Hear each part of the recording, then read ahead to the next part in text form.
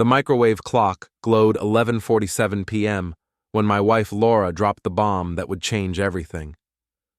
I was sitting at our kitchen table, scrolling through my phone after another long Friday at the tech consulting firm, when she walked in from her late workout, still wearing her gym clothes that somehow never seemed to smell like sweat. "We need to talk," she said, her voice carrying that cold, clinical tone she usually reserved for firing people at her marketing agency. I looked up from my phone, noting how her perfectly styled hair hadn't moved, despite supposedly spending 2 hours at the gym. "Sure, what's up?" Laura sat down across from me, her manicured fingers drumming against the wooden table we'd bought together 5 years ago when we still believed in forever. She stared at me for a long moment, her green eyes devoid of any warmth I remembered from our early days. "I regret being with you," she said, each word hitting like a physical blow. My heart stopped. "What?" "I regret marrying you. I regret these 10 years. Her voice was matter-of-fact, like she was discussing the weather or quarterly sales figures. I sat there stunned, my phone forgotten in my hands. "Why are you saying this?" "Because it's true." She leaned back in her chair, crossing her arms. "I've been thinking about it for months. We're not happy, Nick. I'm not happy." "What do you want?" I managed to ask, though part of me already knew the answer. "I want out. I want a divorce." The words hung in the air between us like smoke from a house fire. Laura stood up without another word and walked toward our bedroom, her designer sneakers silent on the hardwood floor. I heard the door close with a soft click that sounded like a gunshot in the silence. I sat alone in our kitchen, staring at the empty chair where my wife of 10 years had just systematically destroyed our marriage in under 2 minutes. My hands were shaking as I slowly pulled off my wedding ring, the gold band that had been on my finger for so long it had left a permanent indentation in my skin.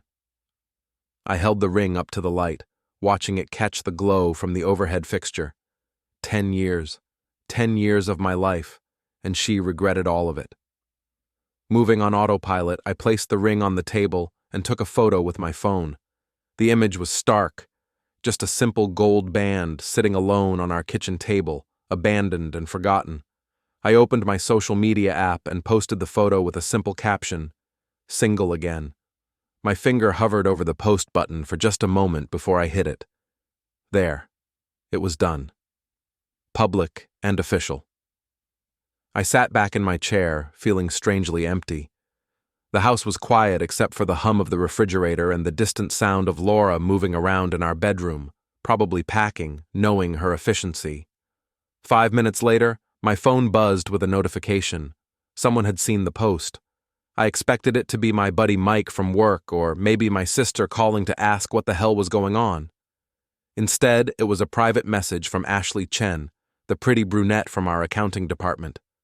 I opened the message, curious despite my emotional numbness. "I saw your post. Are you okay?" I stared at the screen, surprised. Ashley and I had worked together for 3 years, maintaining a professional but friendly relationship. She was smart, funny, and had a way of making even the most boring budget meetings bearable with her dry sense of humor. But we'd never talked outside of work. I typed back, "Honestly? No." Her response came quickly, "I'm here if you want to talk." "Thanks, I appreciate it." There was a pause, then another message appeared. "I know this might be weird timing, but I've had feelings for you for a while." I stared at my phone screen, completely caught off guard. Ashley continued typing. "I never said anything because you were married, but if you ever want to get coffee and talk." I sat in my kitchen, wedding ring still on the table, wife packing in the bedroom, and this unexpected confession from a woman I'd always found attractive, but never allowed myself to really notice. "I'd like that," I typed back. "Really?" "Yes. I need a distraction right now." "Tomorrow? There's a cafe downtown, Brewster's. How about 2 p.m.? "Sure." I set my phone down and looked around the kitchen that suddenly felt like it belonged to someone else, Laura's coffee mug sat in the sink, her vitamins lined up on the counter, her work schedule stuck to the refrigerator with a magnet from our last vacation to Florida. Everything looked the same, but nothing would ever be the same again. Saturday afternoon found me sitting across from Ashley Chen at Brewster's, a cozy cafe downtown with exposed brick walls and the kind of atmosphere that invited long conversations. She'd arrived before me, already securing a corner table away from the main crowd. When I walked in, she stood up and gave me a brief hug that felt surprisingly natural. "You look like hell," she said with a gentle smile, settling back into her chair. "Thanks. That's exactly what every man wants to hear." I managed a weak laugh as I sat down. "Though you're probably right." Ashley had changed out of her usual work attire into jeans and a soft blue sweater that brought out her eyes. Her long black hair was loose around her shoulders instead of pulled back in her typical professional bun. She looked younger, more relaxed. "So," she said, wrapping her hands around her coffee mug, "do you want to tell me what happened, or should we start with small talk about the weather?" I appreciated her directness. "Laura told me last night that she regrets being with me. 10 years of marriage, and she regrets all of it." Ashley winced. "Ouch! That's brutal." "She said she wants a divorce, just like that. No counseling, no working through problems I didn't even know we had. Just, 'I regret marrying you,' and done." "Had you been having problems?"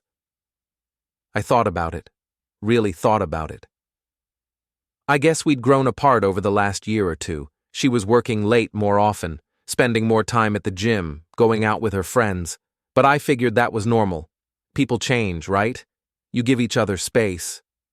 "What about you? Were you happy?" The question caught me off guard. I thought I was. I mean, we weren't newlyweds anymore, but I thought we were solid. Apparently, I was the only one who felt that way. Ashley leaned forward slightly. "Can I ask you something personal? After last night, I'm pretty much an open book. When was the last time Laura told you she loved you?" I opened my mouth to answer, then stopped. When was the last time? I tried to remember, scrolling back through recent memories. Weeks? Months? "I can see from your face that it's been a while," Ashley said softly. "Yeah, it has been." The realization hit me harder than I expected. How did I not notice that? "Because you were trying to make your marriage work. There's nothing wrong with that." We sat in comfortable silence for a moment, the cafe buzzing with quiet conversation around us. Ashley reached across the table and briefly touched my hand. "For what it's worth, I think she's making a huge mistake. You barely know me outside of work." "I know enough." Ashley's cheeks flushed slightly pink. "I know you're kind to everyone, even when Jim from IT is being impossible. I know you remember people's birthdays and ask about their kids. I know you work harder than anyone else in that office and never take credit for it.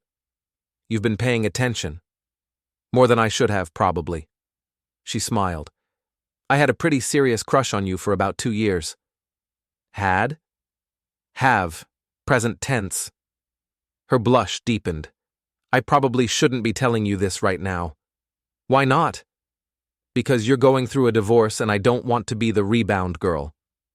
I studied her face, noting the intelligence in her dark eyes and the way she bit her lower lip when she was nervous. "What if I told you that sitting here with you is the first time I've felt like myself in months?" "I'd say that's a good start." We talked for 3 hours. About work, about books, about travel dreams and childhood memories. Ashley had grown up in California, moved east for college, and stayed for a job that turned into a career. She was funny and sharp, with a sarcastic sense of humor that matched my own. When we finally left the cafe, the sun was setting, and I realized I hadn't thought about Laura or divorce papers or the wreckage of my marriage for the past hour. "Would you like to do this again?" I asked as we stood on the sidewalk outside Brewster's. "I'd like that very much." "Tomorrow?" Ashley laughed. "You don't waste time, do you?" "I've wasted enough time already." She stood on her toes and kissed my cheek, her lips soft and warm against my skin. Tomorrow. Same time. Same place. I watched her walk to her car, feeling something I hadn't felt in years. Hope. Sunday morning brought an unexpected visitor. I was drinking coffee in my kitchen, still wearing yesterday's clothes and contemplating the strange turn my life had taken, when the doorbell rang. Through the front window, I could see Laura's sister Jennifer standing on my porch, her arms crossed and her face set in the expression of righteous indignation she'd perfected over her 35 years. I opened the door, not bothering to hide my lack of enthusiasm. "Jennifer, what brings you by?" "We need to talk." She pushed past me into the house without waiting for an invitation, her heels clicking on the hardwood floor. Jennifer had always acted like she owned whatever space she occupied, a trait that had irritated me throughout my marriage, but that I'd tolerated for Laura's sake. "Come on in," I muttered, closing the door. Jennifer stood in my living room like a prosecutor preparing to deliver closing arguments. She was dressed in an expensive suit, despite it being Sunday morning, her blonde hair perfectly styled, her makeup flawless. Everything about her screamed money and superiority. "I saw your little social media stunt," she began without preamble. "You mean the truth?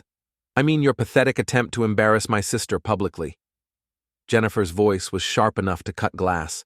"Posting that photo of your wedding ring like some kind of victim. It's childish, Nick." I felt my temper starting to rise. "Childish? Your sister told me she regretted our entire marriage and wanted a divorce. I posted one photo. If that embarrasses her, maybe she should have thought about that before blindsiding me. Laura has every right to be unhappy. Look at this place." Jennifer gestured around my living room with obvious disdain. "Look at your life. You're a mid-level tech consultant living in a house that needs updating, driving a car that's 7 years old. What exactly do you offer a woman like Laura?" I offered her 10 years of my life. 10 years of mediocrity. Jennifer stepped closer, her voice dropping to a vicious whisper. "Laura deserves better than this suburban middle-class existence. She deserves someone who can give her the life she wants." "Someone like who?" Jennifer's smile was cold and knowing. "Someone who appreciates her ambition. Someone who understands her needs." There was something in her tone that made my stomach clench. "Jennifer, what aren't you telling me?" "I'm telling you to sign the divorce papers when they come and stop making this harder than it needs to be. Laura's moving on, and you should too." "Moving on to what? Or should I say, to whom?" Jennifer's expression flickered for just a moment, and I caught a glimpse of something that looked almost like guilt, but it was gone so quickly I might have imagined it. "Just sign the papers, Nick, and take down that post. It's embarrassing for everyone." After Jennifer left, I found myself pacing the house, her words echoing in my head. There had been something in her voice when she talked about Laura deserving someone who appreciated her, someone who understood her needs. It sounded personal. Too personal. I went to my laptop and pulled up Laura's social media profiles. We were still connected as friends, though I wondered how long that would last. I scrolled through her recent posts, looking for something I might have missed. Most of it was the usual stuff. Inspirational quotes about success, photos of healthy meals, check-ins at her gym.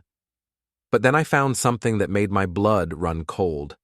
3 weeks ago, Laura had posted a photo of herself at a restaurant I didn't recognize. She was smiling at the camera, but the photo was clearly taken by someone else, someone sitting across from her. The caption read, "Great dinner with an amazing friend. Sometimes the best conversations happen over good food." I scrolled down to the comments. Jennifer had liked the post and commented, "You deserve to be happy.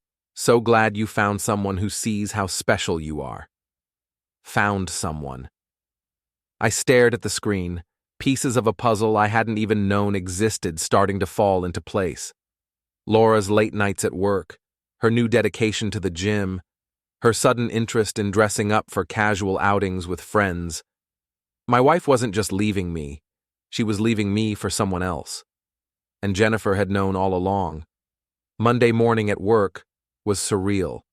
I sat at my desk, pretending to review system specifications, while my personal life imploded in slow motion. Every few minutes, my phone would buzz with notifications, comments on my single again post, private messages from friends and family asking what happened, and a few awkward work emails from colleagues who'd seen the post and didn't know what to say. Around 10 a.m., my buddy Mike Davidson knocked on my office door.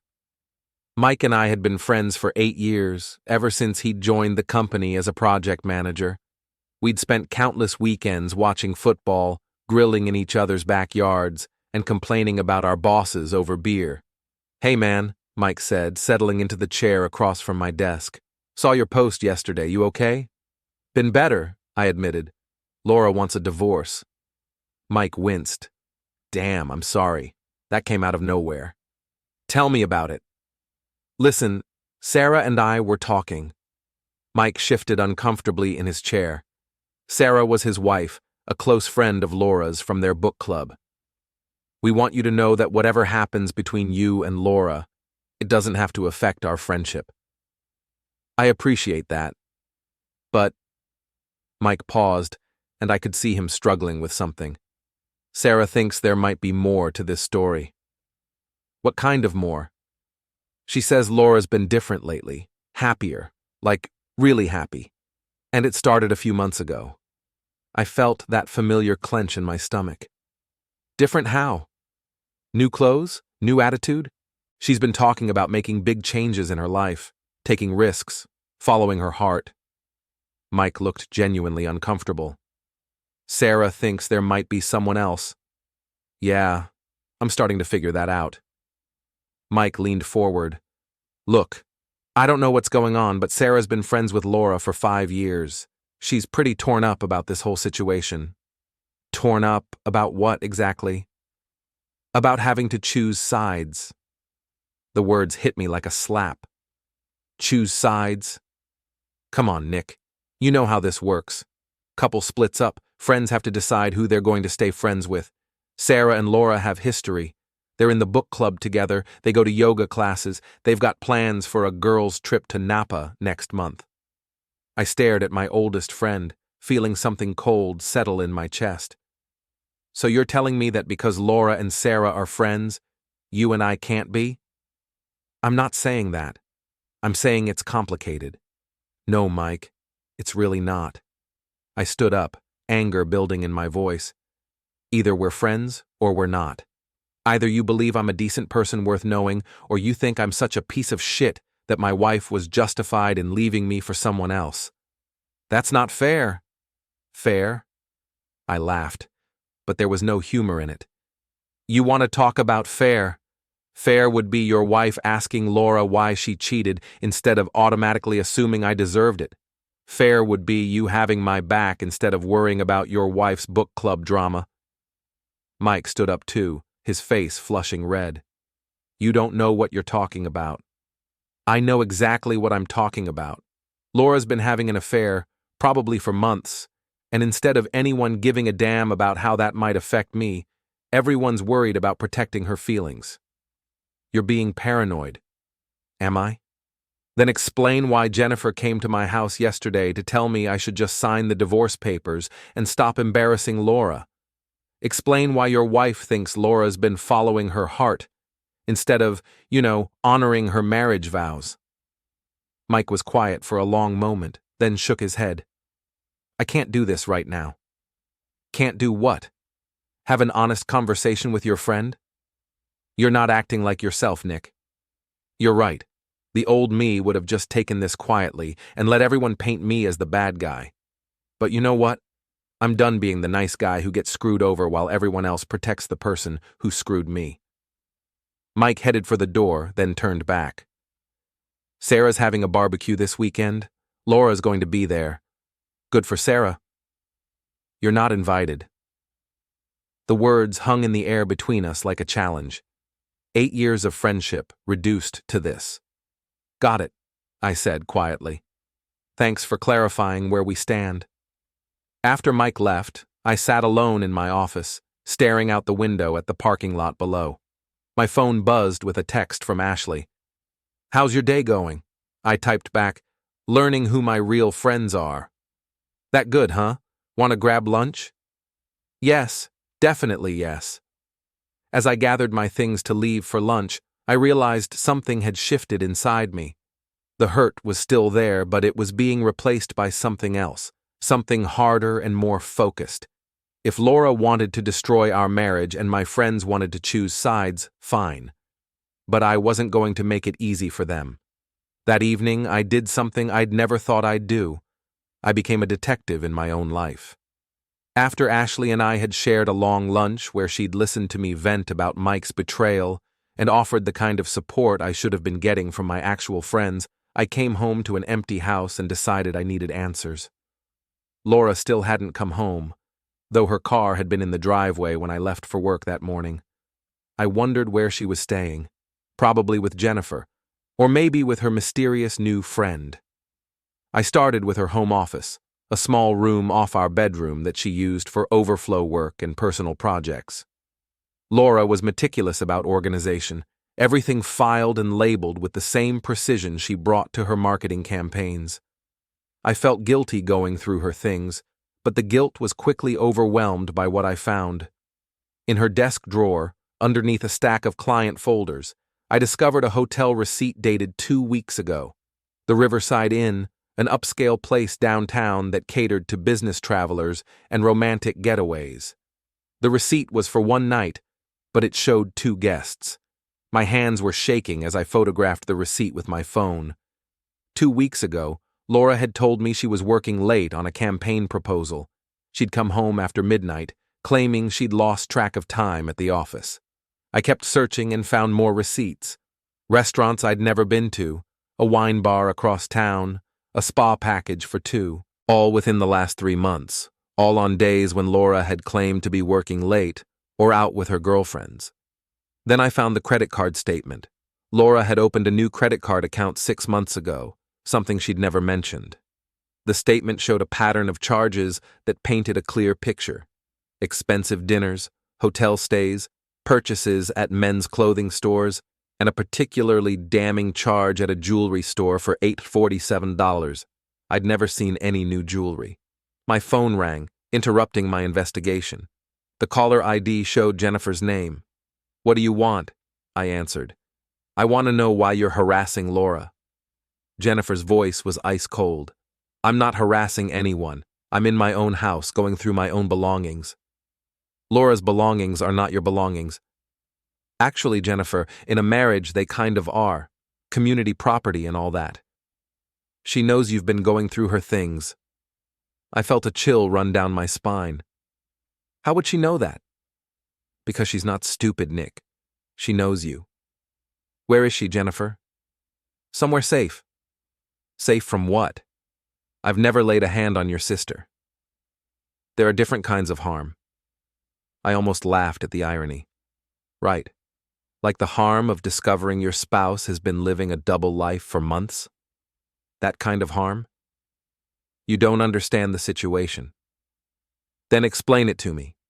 Explain why my wife has been charging romantic dinners and hotel stays to a secret credit card.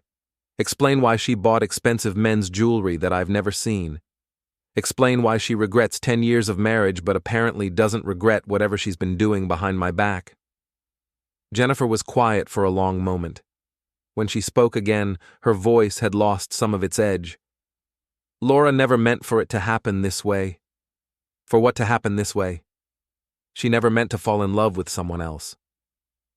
There it was, the confirmation I'd been dreading and expecting in equal measure. "How long?" I asked. "Nick, how long, Jennifer?" 6 months. 6 months. Half a year of lies, of coming home to a woman who was thinking about another man, of believing we were just going through a rough patch when actually my marriage had been over before I even knew it was in trouble. "Who is he?" "That's not important. It's important to me. His name is Kevin. Kevin Marks. He works in tech management, and he treats Laura the way she deserves to be treated." The way she deserves to be treated? What the hell does that mean? It means he sees her potential. He encourages her ambitions. He doesn't just accept her settling for a mediocre life. The insult hit its mark, but I was beyond caring about Jennifer's opinion of my life choices. Where did they meet? At the gym. He's a personal trainer there part-time, and he helped Laura develop a new fitness routine. They started talking and she decided to blow up our marriage. She decided to choose happiness. I hung up on her. The next few days passed in a blur of anger, hurt, and planning. I threw myself into work during the day and spent my evenings with Ashley, who had become my anchor in the storm of my dissolving life. She never pushed for more than I was ready to give, but her presence was a reminder that not everyone in the world was capable of casual betrayal. On Friday evening, Ashley and I were having dinner at a small Italian restaurant when I spotted them. Laura and Kevin were sitting at a corner table, completely absorbed in each other.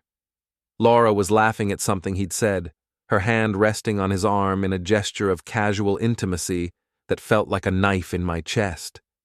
Kevin was exactly what I'd expected, tall, muscular, with the kind of confident smile that came from a life of easy victories. Nick? Ashley followed my gaze and immediately understood. Oh, God. Is that them? That's them. Laura looked radiant in a way I hadn't seen in years.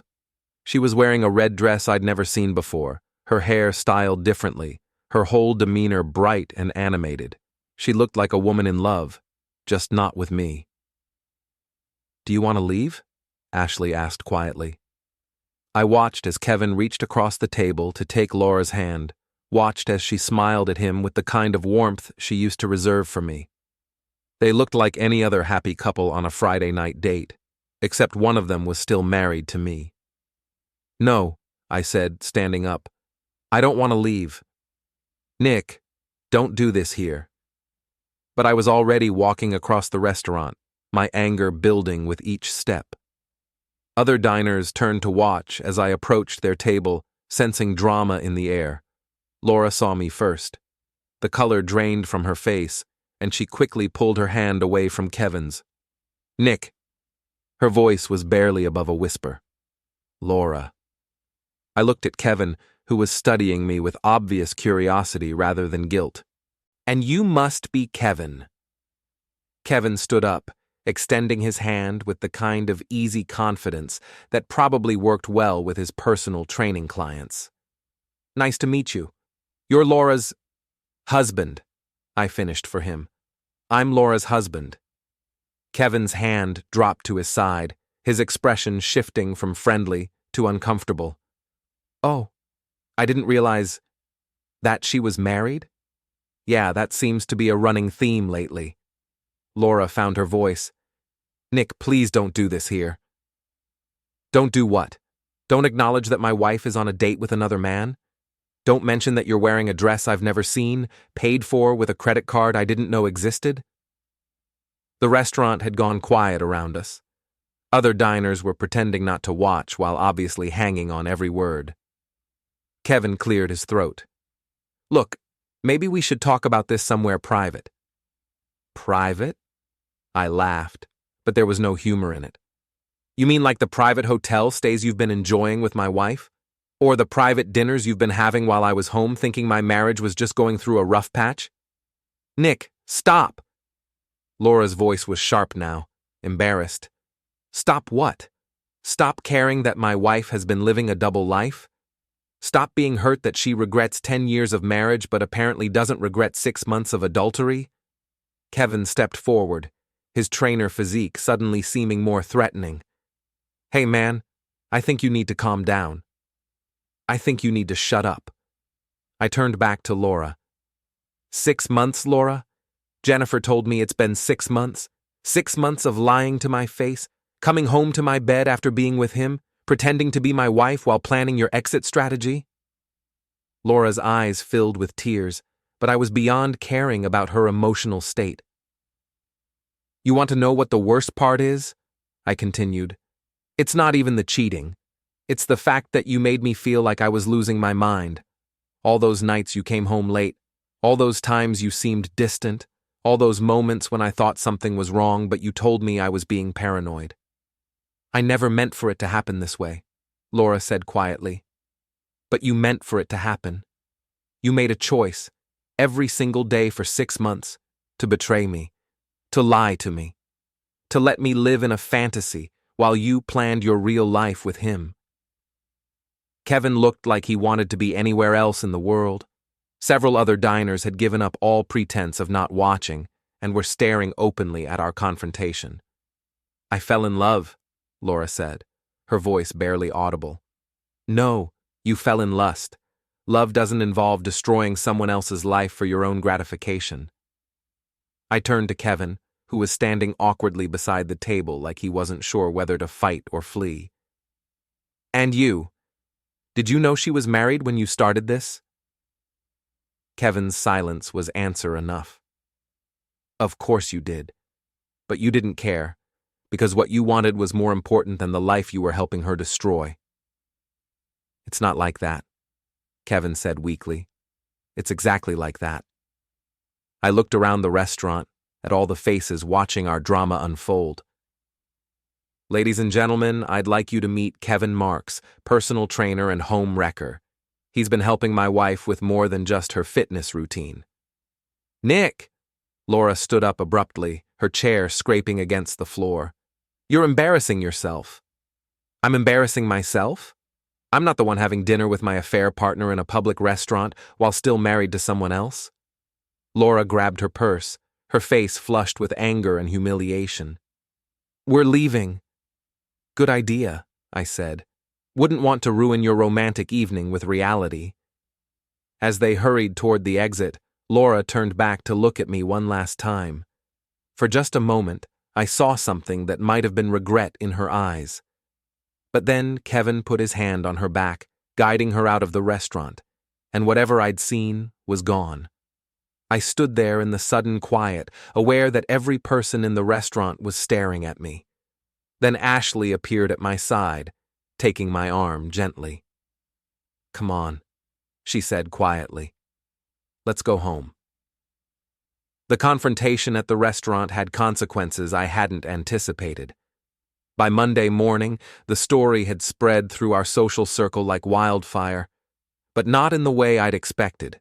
Instead of people being outraged on my behalf, I found myself painted as the villain. Mike called me that morning, his voice tight with disapproval. What the hell were you thinking, Nick? Making a scene like that in public? I was thinking that my wife was on a date with her boyfriend while still married to me. You humiliated her, and yourself. She humiliated herself. I just pointed it out. Sarah's furious. She says Laura called her crying, saying you verbally attacked her and her friend in front of a whole restaurant. Her friend? Is that what we're calling him now? You need to get your act together, man. This isn't the way to handle a divorce. What is the way, Mike? Should I have just pretended not to see them? Should I have quietly gone back to my table and finished my dinner while my wife held hands with another man 20 feet away? You should have acted like an adult. The hypocrisy was staggering. An adult? Laura's been having an affair for 6 months, lying to me every single day, and I'm the one who needs to act like an adult? That's between you and her. You didn't need to drag everyone else into it. Everyone else was already in it, Mike. They just didn't want to admit it. After Mike hung up on me, I sat in my office trying to focus on work while my phone buzzed with messages. Some were supportive. Ashley, my sister, a few colleagues who thought Laura had treated me badly. But most were critical, painting me as unstable, vindictive, or worse. The final blow came that afternoon, when my boss, Janet Morrison, called me into her office. Nick, we need to talk about Friday night. My stomach dropped. What about it? Kevin Marks filed a complaint with HR this morning. He says you verbally attacked him and his girlfriend in a public place, causing them emotional distress and public humiliation. His girlfriend is my wife. Your estranged wife, from what I understand. And Kevin is a client of ours. His company contracts with us for their IT infrastructure. I stared at Janet, pieces falling into place.